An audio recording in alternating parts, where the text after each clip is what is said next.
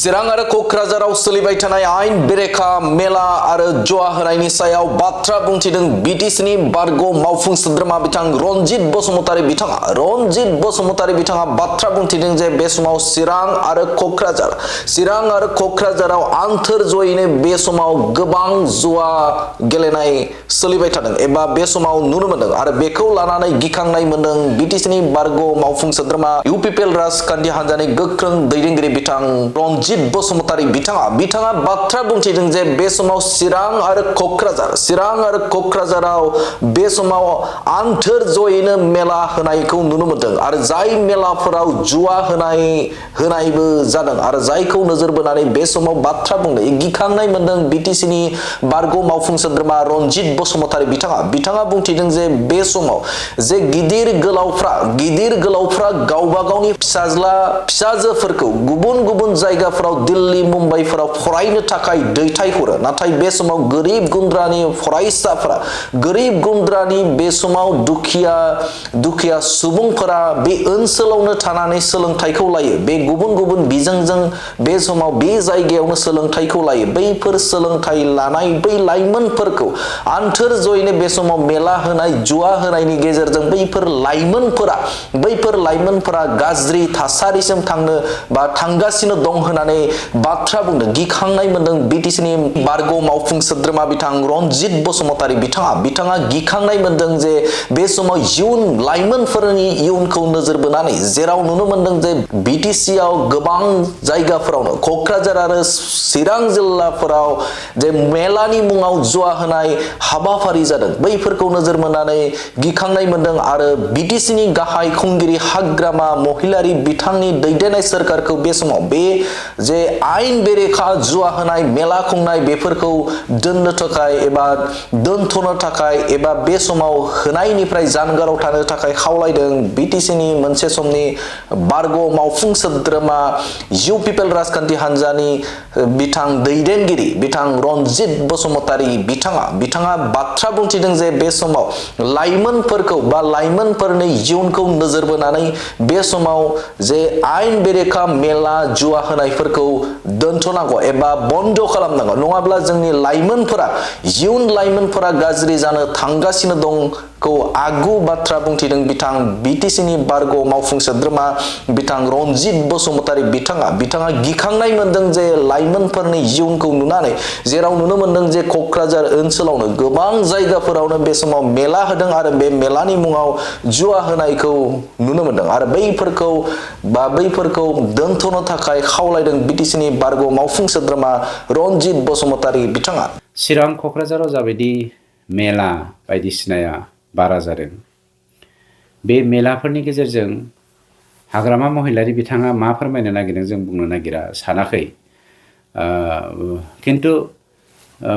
बिथाङा फकास खालामाबाबो जों मोनसे बाथ्राखौ स्पष्ट मोननो हादोंदि जोंनि देरफुनाय इयुन जोलैखौ फोजोबनायनि बियो मोनसे षड़यन्त्र नामा होननानै मानो होनोब्ला जोंनि गेदेर गोलावफोरा गाव गावनि फिसाफोरखौ गुवाहाटी दिल्ली मुम्बाइ बायदिसिनायाव फरायहोनो हगारहरो खिन्थु जोंनि बर' मिडियामाव फरायनाय बा जानो गैयै न'खरफोरा आसामिस मिडियामाव फोरोंनाय बा इंलिस मिडियामाव फोरोंदोंब्लाबो सोरबा जानो गैयै न'खरफ्रा गोजानाव फोरोंहरनो हाया जायनि जाहोनाव 24 आवार जौ जुवा मेलाजों बुंफबनाय बे थासारिजों जोंनि लकेल गथ'फोराव बा हालामाव थानाय गथ'फोरनि सोलोंथाइनि मानदान्दाया जे एखेबारे गाहाय जानो थांगासिनो दङ बे खोन्थाया स्पष्ट नंखायनो मोनसे बाथ्राखौ आं स्पष्ट बुंनो नागिरदों जे गावनि न'खरखौल' दानानै गावनि न'खरखौल' सोलोंथाइ गोनां खालामनानै समाजखौ सोलोंथाइ गैयै बा गाज्रि मोनसे थासारिजों गोजोम होनो नागिरदोंबा बा अमा गादिला होनो नागिरदोंबा बियो गाव गावनि आथिङाव रुवा खुनायनि अनगा जेबो नङा बा हान्थुआव दोननानै औवा दानस'नायनि बाथ्रासो जानानै फैदों बेनिखायनो नोंथांमोननि मेडियानि गेजेरजों समाज दाफुंनायाव दासो गोरलै थासारि जानानै दङ बे 5 बोसोरनि बिपिएफ सरकारखौ बिथां हाग्रामा महिलारिनि दैदेननायाव जेन जोलैया नस्थ' जाया बेबायदि नोजोरजों सरकार दायो बेखौनो आं खावलायनाय थाबाय। बावैसो साननि सिगां फानेराम ब्रह्मआ रेभिनिउ इउपिपिएलनि बेलायावनो गाज्रि जादों होननानै बुंदों रेभिनिउआ फैयाखै होननानै बुंदों मा फोरमायनो सानदों बेलायाव BPFआ जेब्ला 17 बोसोर सासन खालामदोंमोन बोसोराव हाइस्ट 24 crore फैदोंमोन बबेबा बोसोराव 15 कोटि बबेबा बोसोराव 18 कोटि बेफोर रेकर्डआ जोंनाव दङ आरो बिथांमोना रेकर्डआव नायथो खुगायाव बुंनानैथ' जाया जोङो इयारा जुदि मिस्टेक जायाबा 2023 आव 2023 आव जोंनि रेभिनिउआ 76 crore जादोंमोन बोसोरसेयाव हाइस्ट बियो गतिके बिथांनि बुंनाय आरो रेकर्डजों गोबां पार्थक्य दङ बिथाङा जाबायदि मा होनो जेरावबो गेट बानायनानै दा जोंनि महलदारफोरखौ टर्चार होदों जेनुइनलि खामानि मावना जाग्राफोरखौ टर्चार होदों गंसे गारियाव दा जेरै BPFआ 700 करि फैसा खांदों बे दुखुनांथाव बाथ्रा मानो होनोब्ला बे रेभिनिउखौ धंस खालामनायनि अनगा जेबो नङा बे इलिगेल कालेक्सन जादों मानोना गोबां जायगायाव बेफोरबायदि जों नुनो मोन्दों अब्लाबो जों थोंजोङै माबा मोनसे बुंनो नागिराखै जों इंगितसो होदों जाबो सोदांनायनि टाइम दङ हारि दानायनि थाखाय जोङो राजखान्थि खालामदों हारिजों लोब्बा लानानैसो हारिखौ बा जोंनि समाजखौ आब्रुथियै दैदेनलांनायनि थांखिजोंसो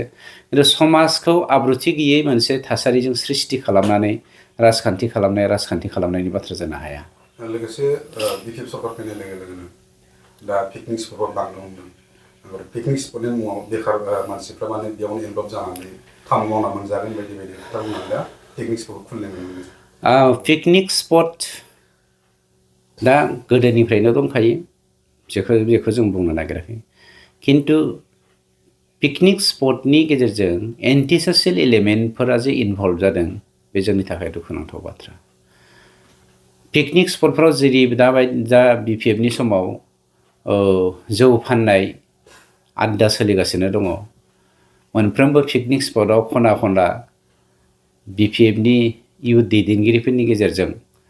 बिथांमोननि सेलाफोरनि गेजेरजों जे जुवा जाखोमागासिनो दङ बेखौ बिथांमोना सोदांना लाथों बेखौसो आं खावलायो फैबाय थानाय इलेक्सनखौ लानानै